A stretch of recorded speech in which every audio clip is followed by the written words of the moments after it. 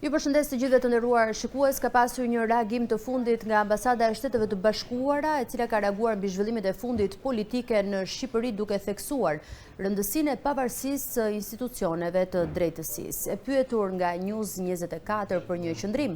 lidhur me refuzimin e Partisë Socialiste për t'i hequr imunitetin Belinda Ballukut, e pandehur për shkelje të barazisë në tendera në disa raste, një zyrtar i ambasadës SBA në Tiranë shkruan: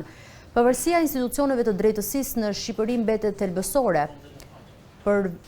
vazhdimin e bashkëpunimit mes SBA-s dhe Shqipërisë në luftën kundër krimit ndërkombëtar. Në përgjigjen e emailit nga Ambasada e SBA thuhet gjithashtu se nuk kemi koment për çështje ligjore që janë në proces.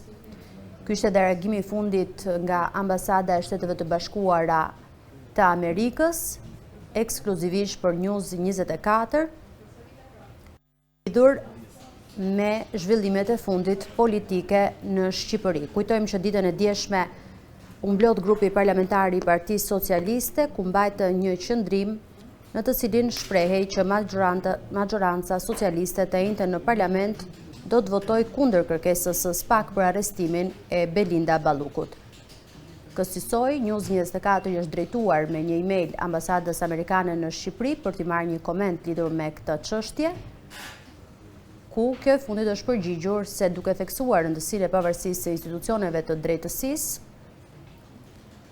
ka pasur dhe një qëndrim të saj lidhur me këtë çështje, duke deklaruar se pavarësia e institucioneve të drejtësisë në Shqipëri mbetet thelbësore për vazhdimin e bashkëpunimit mes SBA-s dhe Shqipërisë në luftën kundër krimit ndërkombëtar. Në përgjigjen e emailit nga Ambasada e SBA thuhet gjithashtu se nuk kemi koment për çështje ligjore që janë në proces.